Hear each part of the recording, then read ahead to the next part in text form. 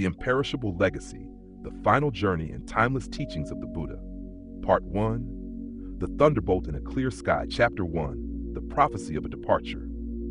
On an apparently ordinary day at the Kapala Hall in Vasali, an event occurred that shook the entire universe of the 3,000 great thousand worlds.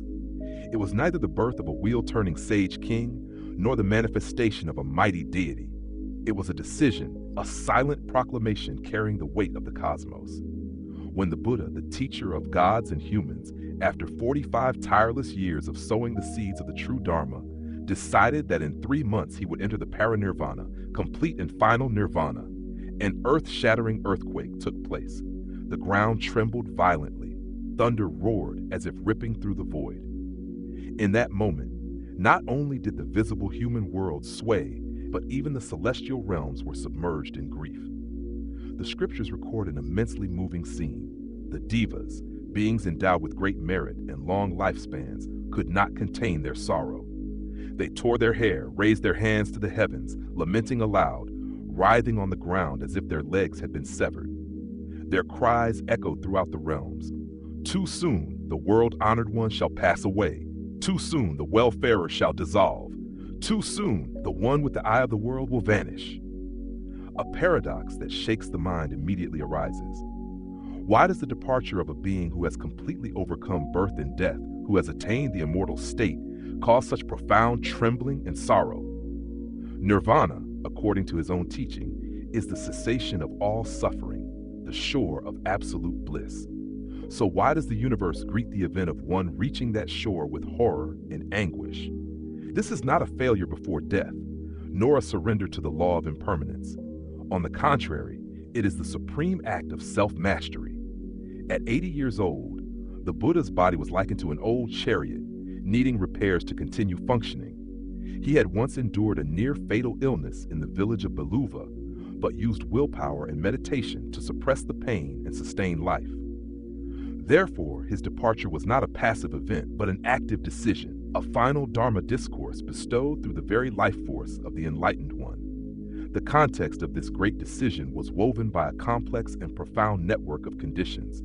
At Kapala Hall, after emerging from meditation, the Buddha spoke to his close attendant, Venerable Ananda. He said that anyone who has practiced and perfected the 4 bases of spiritual power, Katari Idapadani, could, if they wished, live out an entire lifespan of a world or more. The Tathagata had perfected these 4 bases of spiritual power.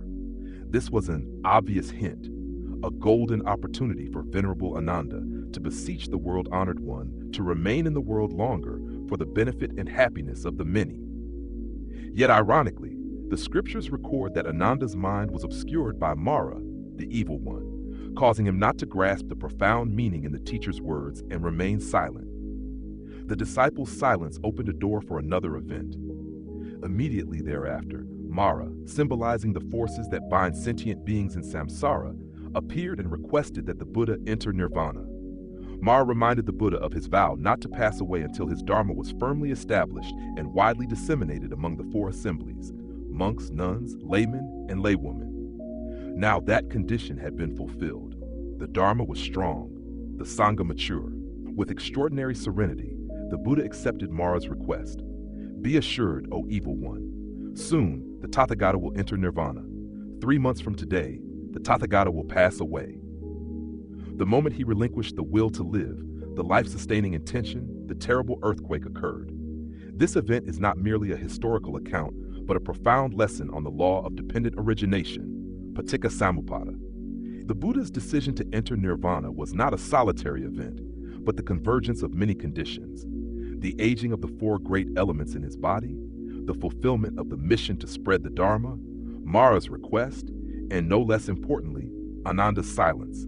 It reveals that even the most significant events in cosmic history are not beyond the web of cause and effect. A moment's lack of mindfulness by a disciple contributed to the conditions for a great event to arise. This is not blame, but a vivid illustration of the importance of awakening in every moment.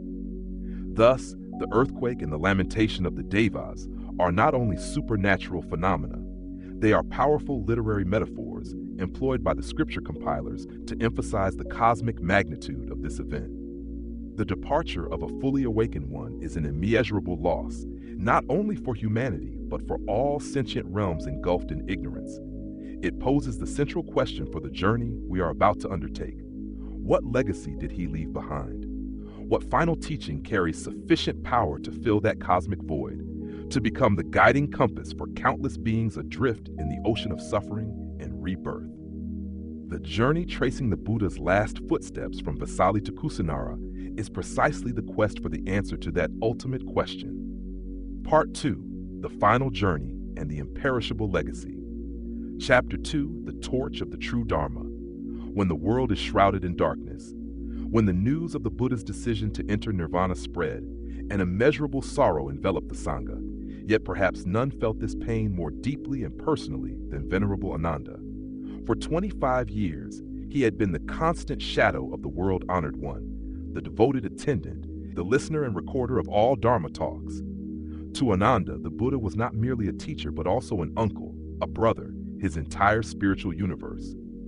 Facing the prospect of losing the greatest support in his life, Ananda, still a learner on the path toward arahantship, could not bear it. He withdrew to a hermitage, leaned against a doorpost, and wept bitterly. His tears carried all the frailty, confusion, and love of a human being. His lament echoed the hearts of all sentient beings. Alas, I am still a learner, still striving for my own perfection. Yet the teacher, so compassionate toward me, is about to leave this world. Ananda's grief was profoundly real, deeply human. It represented the inherent fear of loss, the sense of abandonment when the guiding lighthouse is about to be extinguished. When informed by another monk, the Buddha called Ananda to him. Before his sorrowful disciple, the Buddha did not reproach his weakness. Instead, he used Ananda's pain as an opportunity to bestow one of the most important and liberating teachings. First, he gently reminded him of a foundational truth. Enough, Ananda. Do not grieve, do not weep. Have I not taught from the beginning that all that is dear and beloved is subject to change, separation, and cutting off? For all that is born, that is compounded, is conditioned and perishable. How can one say, "May it not dissolve"? Such a state cannot exist. With these words, the Buddha confronted Ananda and all of us directly with the truth of impermanence, not as dry philosophy, but as an unavoidable reality unfolding right before our eyes.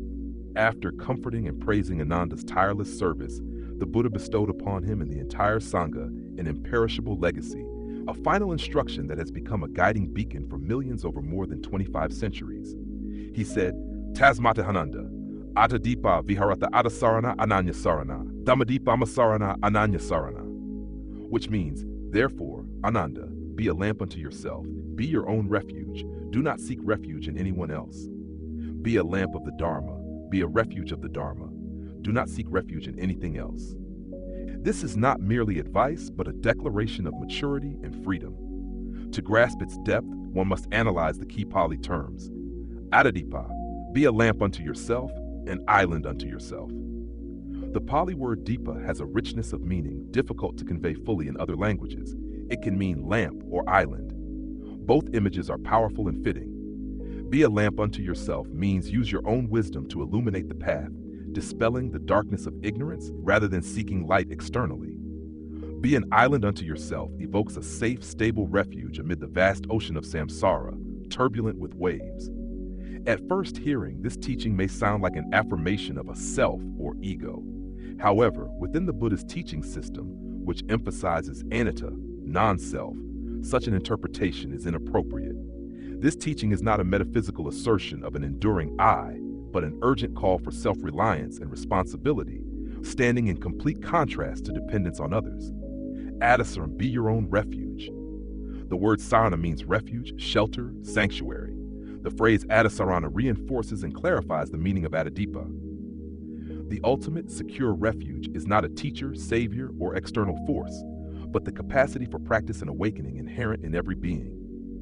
The Buddha entrusts the power and responsibility for liberation into each individual's hands. Dhammadipa, Dhammasara, take the Dharma as lamp and refuge, Guru. This is the crucial clause that decodes the entire message and prevents any misunderstanding of an eternal self. Immediately after urging disciples to rely on themselves, the Buddha defines what that lamp or island is, the true Dharma, Dhamma. The relationship between the two clauses is dialectical, explanatory, and complementary. Self-reliance can only be rightly practiced by taking refuge in the Dharma. The self, atta, we rely upon is not the egotistical, craving, and hateful self, but the potential for awakening, the Buddha nature inherent in all, which can only be awakened, unfolded, and nurtured through Dharma practice. The Buddha does not speak vaguely.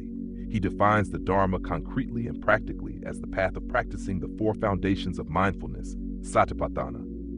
Now, Ananda, how does a monk rely on himself as a lamp, take refuge in himself, not taking refuge in anyone else, but taking the Dharma as lamp, the Dharma as refuge, not taking refuge in anything else?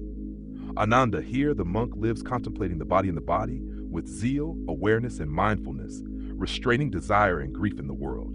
He lives contemplating feelings and feelings, contemplating mind and mind, contemplating dhammas and dhammas with zeal, awareness, mindfulness, restraining desire and grief in the world. Thus, Ananda, the monk is a lamp unto himself. Thus, self-reliance in Buddhism is not arrogance of ego, but confidence in the path, Dharma, and one's ability to walk it. This is a great liberation. It frees beings from dependence on an external savior, from waiting for miracles or grace. The path of liberation is at hand for all through diligent practice. This teaching is also the Buddha's declaration on succession. He appointed no individual, not Nanda nor Mahakashyapa, as supreme leader of the Sangha after his passing. The true successor, guiding the Sangha and future generations, is the Dharma and the Vinaya, Dhamma Vinaya. Anyone, monastic or layperson, who practices the Dharma and lives by the Vinaya is keeping the Buddha's lamp burning and becoming a stable island for themselves and others. This is the foundation for Buddhism's enduring existence across millennia. A religion not relying on a single individual or central authority, but on the direct experience of each practitioner. The lamp the Buddha handed Ananda in that sorrowful hour is the lamp of wisdom and freedom, one that each of us can kindle ourselves. Chapter 3, The Last Meal and Boundless Compassion. Leaving Vasali, the Buddha and the Sangha continued their final journey northward to Kusinara. Though his body was weary, he never ceased teaching at every stop. Upon arriving at Pava, an event occurred that became one of the most moving and profound stories of the enlightened one's compassion. There, a blacksmith named Kunda, a person of modest social status but boundless reverence, heard the news that the world-honored one was in his mango grove. With great joy, Kunda came to pay homage and invited the Buddha and the Sangha to his home for a meal the next day. Among the dishes Kunda prepared with wholehearted devotion was a special one recorded in the scriptures as Sukaramadava. This term has sparked scholarly debate for centuries. Semantically, Sukara means pig or hog, and Madhava means soft, tender, delicious. Two main interpretations exist. The Theravada tradition often understands it as a delicately prepared pork dish. Meanwhile, the Mahayana tradition and many modern scholars suggest it was a type of rare mushroom or tuber that pigs favored, similar to truffles. However, the exact nature of the dish is less important than what transpired afterward.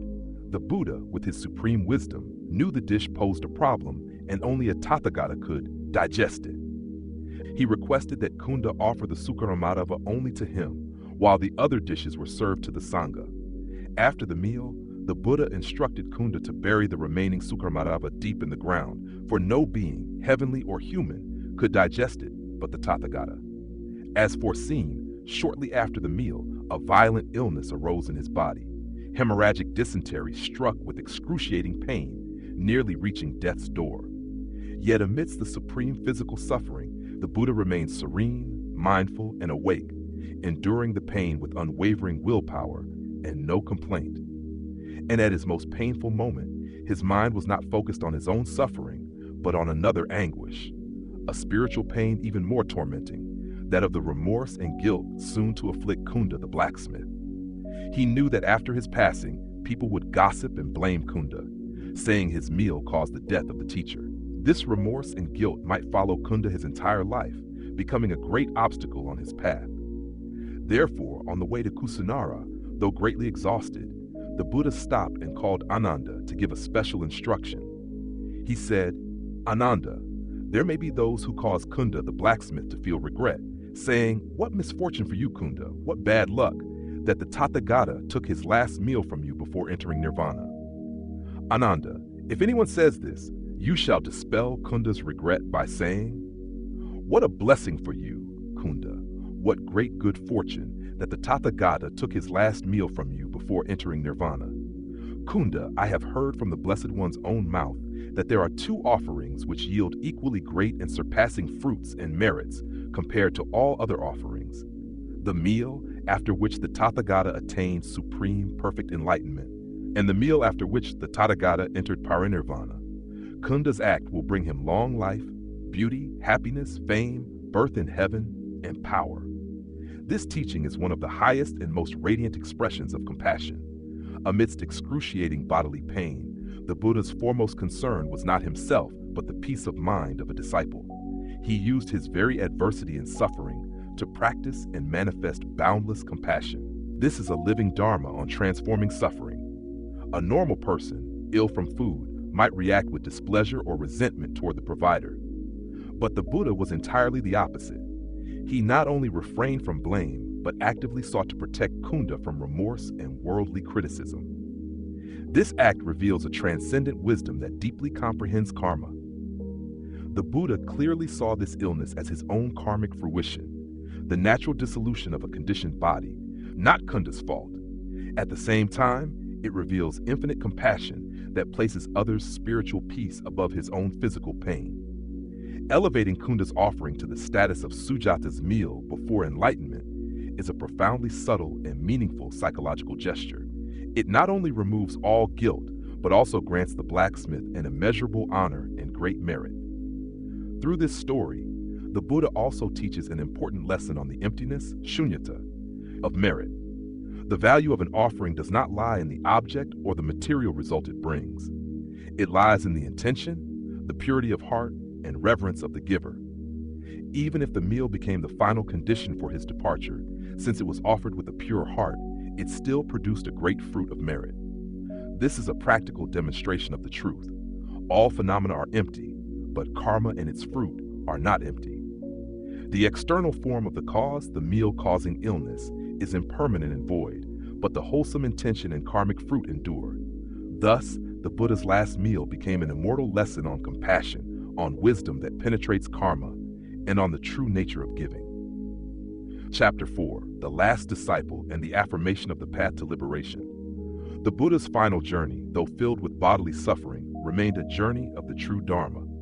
After leaving Pava, he and the Sangha proceeded to Kusinara, to the Sala Grove of the Mala clan. There, between two twin Sala trees, he requested Venerable Ananda to prepare a resting place in the lion's posture, with his head facing north. These were the final hours, time suspended, solemn, yet filled with deep compassion.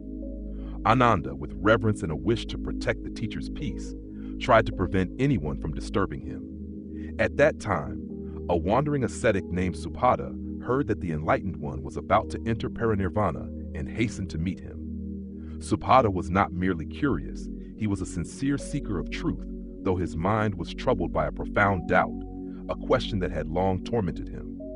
In the Buddha's era, India was a vibrant spiritual and philosophical marketplace with countless schools and teachers, each presenting their own system and claiming ultimate truth. Among these were 6 major philosophical schools, as well as non-Vedic sects such as Jainism, Ajivika, Ajna, and Charvaka. Amidst this diverse and contradictory spiritual market, Subhada felt lost. He came to the Buddha with a pressing question.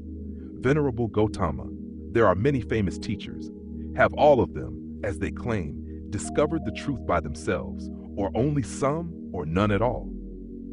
Ananda, not wanting to trouble the Buddha in his final moments, refused Subhada 3 times, but the Buddha, with his extraordinary hearing and boundless compassion, perceived the dialogue. Though his body was exhausted by pain, he said, "Enough, Ananda. Do not stop Subhada. Let him come to me. Whatever Subhada asks, he asks out of the desire for insight, not to disturb. And whatever I answer, he will swiftly realize." This act itself was a teaching. It showed that the Buddha's compassion and sense of responsibility never waned, even as his breath was about to cease. He did not neglect any being with a karmic connection, even if it was a last-minute outsider. When Subhata was permitted to enter and repeated his question, the Buddha's answer did not engage in analysis, comparison, or criticism of any school's doctrine. He did not partake in philosophical debate. Instead, he offered Subhata and all future generations an objective standard, a golden measure to test any spiritual path. He taught, Subhata, in any teaching and discipline where the Noble Old Path is not found, there will be no seekers of the first stage, stream enterer, the second, once returner, the third, non-returner, or the fourth, arahant. But Subhata, in any teaching and discipline where the Noble Eightfold Path is found, there the saints may be found. Subhata, in this teaching and discipline, the Noble Eightfold Path is present, and only here are the saints found. The systems of other teachers are empty, sunya parapavad, without true saints. This answer was revolutionary. It shifted the focus from faith in an individual to faith in a path. The Buddha did not say, believe me because I am the enlightened one. He said, look where this path is, the path of the 8 factors of right view, right thought, right speech, right action, right livelihood, right effort, right mindfulness, and right concentration. The Noble Eightfold Path is essentially the detailed unfolding of the path of virtue, concentration, and wisdom. Any system, whatever its name, that contains and guides practitioners along this path is the path to liberation. This underscores Buddhism's practical, experiential, and non-dogmatic nature. It is not a set of imposed beliefs, but a path to be walked, a method for realization. Truth is not the exclusive property of any individual or religion, but a reality discoverable by anyone following the right path. This teaching gave Subhata a tool for self-verification rather than dependence on a teacher's authority. Upon hearing this concise yet profound teaching, Subhata's mind was illuminated. All doubt vanished. He immediately took refuge in the Triple Gem and ordained. The Buddha consented, and Subhata became the last disciple personally ordained by the world-honored one. Shortly thereafter, through diligent effort, Venerable Subhata attained arahantship just before the Buddha's parinirvana. This event perfectly completed the image of the great teacher. His teaching life began with converting the 5 Kshatriya brothers in the deer park and ended with converting Subhata in the Sala Grove. From the first disciple to the last, his flame of compassion and wisdom never waned. Receiving Subhata in his final hours was a strong affirmation that the gate to liberation remains wide open to all earnest seekers until the very last breath. Chapter 5, The Final Words, The Cosmic Code of Liberation. As night fell upon the Sala Grove in Kusinara, a scene both solemn and miraculous unfolded. The twin Sala trees, where the Buddha chose to rest for the last time, suddenly blossomed in radiant flowers despite it not being their season. Pure blossoms fell from the branches, covering the teacher's golden body like a robe of offering. From the void, exquisite celestial music echoed, and fragrant aloes wood powder was scattered to express the final reverence. The entire universe seemed to hold its breath, listening to the ultimate instructions of the enlightened one. Having answered all the Sangha's questions and ensured no doubt remained about the path, the Buddha, with absolute composure and majesty, spoke his final words. This was not a lengthy discourse, nor a complex philosophy. It was the essence, the quintessence of all teachings he had delivered over 45 years, compressed into a single sentence, a code to liberation from the universe of suffering. In Pali, the phrase is, Handa Dani Bhikkhave, Amantayami Vo, Vayadama Sankara Apamadana Sampadata. Translated, now monks, I exhort you, conditioned things are subject to decay. Strive on with diligence. To grasp the weight and depth of this injunction, we must decode each Pali term, the jewels of wisdom left by the Buddha. Sankhara, conditioned phenomena, the nature of all existence. Sankhara is one of the most important and complex terms in Buddhist thought. Derived from the prefix sam, together, and the verb kar, to make, to do, its literal meaning is things made together, compounded things, or things formed by causes and conditions. It refers to all phenomena in the universe without exception, from tangible, material forms such as our bodies, a flower, a star, to intangible mental phenomena such as feelings, thoughts, volitions, and decisions. Within the 5 aggregates, Pankakanda, Sankhara corresponds to the formations aggregate, encompassing volitional activities and karmic actions. In the 12 links of dependent origination, Sankhara is the second link, representing the karmic formations conditioning the arising of consciousness in rebirth. In brief, Sankhara means all conditioned, composite phenomena that lack independent, inherent existence. Vyadhamma, impermanent, subject to decay. The first clause, Vyadhamma Sankhara, asserts an intrinsic, inseparable characteristic of all conditioned phenomena. Vyadhamma means liable to decay, dissolution, and decline, Vaya. This is another expression of the truth of impermanence, Anicca, one of the three marks of existence, Tilakkhana, alongside suffering, Dukkha, and non-self, Anatta. The Buddha proclaims a universal truth. All compounded things, sooner or later, must dissolve. Nothing lasts, nothing is eternal. This healthy body will age, fall ill, and die. This happiness will pass away. This close relationship will change. This status, wealth, and fame will be lost. This is the iron law of the cosmos, Appamadena Sampadetta. Strive diligently with mindfulness and care. If the first clause describes reality's nature, the second is a command, a call to action grounded in that reality. Appamada is the key term, the heart of the injunction. It is the negation of pamada, meaning negligence, carelessness, indulgence, distraction. Therefore, appamada means non-negligence, vigilance, mindful diligence. Translators have variously rendered it as energy, diligence, carefulness, or enthusiasm. Yet appamada also encompasses a profound attitude of life, continuous alertness, wakefulness, zeal, and mindfulness in every moment. The Buddha likened appamada to the footprint of an elephant, large and covering the footprints of all other creatures. Likewise, appamada is the foundation and root of all wholesome qualities. Sampadetta is an imperative verb meaning achieve, accomplish, or strive to attain. What is to be accomplished? The path of liberation, the cultivation of wholesome qualities, the ultimate goal of nirvana, the complete cessation of suffering, the causal connection and the synthesis of the whole teaching. The greatness of this injunction lies not in the isolated clauses, but in the tight causal link between them. These two clauses are not independent. They form a cause-effect pair, a reason-action pair. Because all conditioned things have the nature of decay and dissolution, Vyadhamma Sankhara, we must diligently accomplish the path to liberation with unwavering mindfulness, Appamadena Sampadetta. Impermanence is not a reason for pessimism, nihilism, or despair. Rather, it is the strongest motivation, the most urgent wake-up call compelling us to act. If all were eternal, we might postpone practice. But the Buddha pointed out an undeniable truth. Our time is limited. This body, the precious opportunity to be human and meet the Dharma, is fragile and fleeting. Deep awareness of this urgency is the infinite energy for appamada. Mindful diligence is the only wise and reasonable response to a reality in constant flux and dissolution. Hence, this final teaching is not an abstract philosophy for contemplation, but a practical and urgent life strategy. Moreover, this injunction condenses the entire Four Noble Truths, the precious truths the Buddha first taught. All conditioned phenomena are impermanent. Vyadhamma Sankhara describes the truth of suffering, dukkha, the truth of dissatisfaction arising from impermanence, and the truth of the origin, samudaya, the cause of suffering, which is attachment to what is impermanent. Strive diligently with mindfulness. Appamadena Sampadetta is the instruction for the truth of the path, Magga, the Noble Eightfold Path, and the truth of cessation, Nirodha, cessation of suffering, Nirvana. Thus, in his final breath, the Buddha compressed the entire liberation journey into a single command. He left no dogma, but a way of life. He left no religious authority, but a path. And that path begins by facing the truth of impermanence squarely and responding with tireless mindful effort. This is the greatest legacy, the cosmic code of liberation that he entrusted to all beings.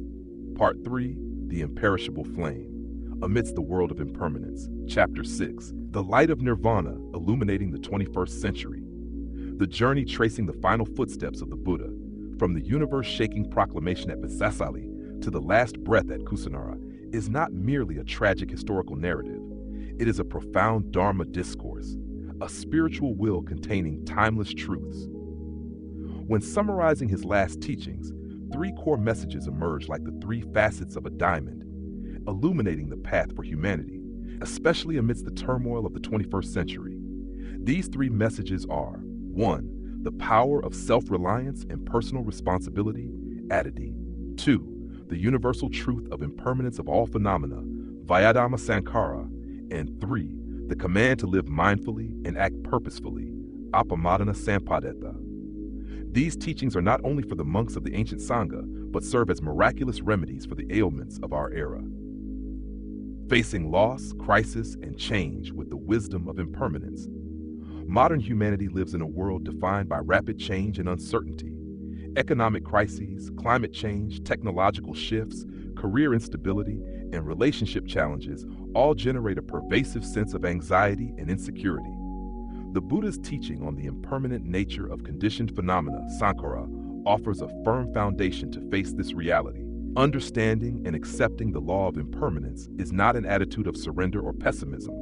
Rather, it is the source of peace and adaptability. When confronted with the loss of a loved one, a job, or health, pain is unavoidable. But if we realize that change and dissolution are the inherent nature of all existence, our resistance diminishes, our desperate clinging lessens, and therefore our suffering eases. Instead of asking, "Why is this happening to me?" we learn to recognize, this is the nature of life. Such acceptance does not make the pain vanish, but frees us from the second arrow, the mental suffering we create by resisting reality.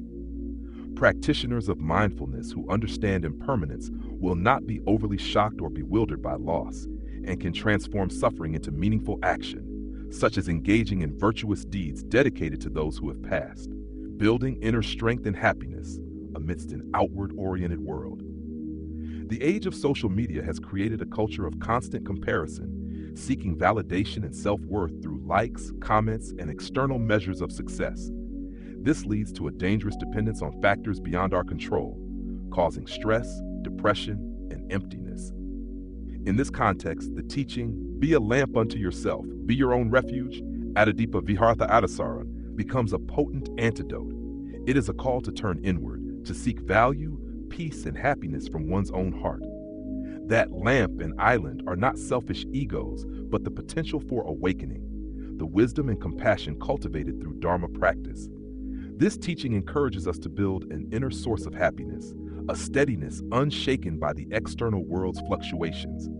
Instead of endlessly chasing material goals or societal praise, we learn to find sufficiency and joy in stillness, self-understanding, helping others, and cultivating virtuous qualities of the mind. The Buddha's entire final instruction, therefore, is a complete roadmap, transforming awareness into action.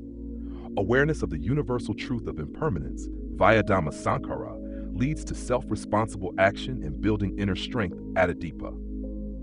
The method to carry out this action is a lifestyle of continuous mindful, careful, and zealous awareness, Apamad. This comprehensive formula for liberation applies at every level, from coping with a stressful day to the ultimate goal of ending the cycle of rebirth. Modern people are often trapped between two extremes, indulging in material pleasures to forget life's brevity, or becoming paralyzed by anxiety over an uncertain future. The Buddha's final teaching offers a perfect middle way. He does not avoid the harsh truth of impermanence, but neither lets it lead to nihilism. Instead, he transforms it into the strongest catalyst for a meaningful, purposeful, and ethical life. Impermanence is not a death sentence, but an urgent invitation to live as fully and mindfully as possible. That is the imperishable flame the Buddha ignited, a flame still burning brightly, guiding humanity through these turbulent times.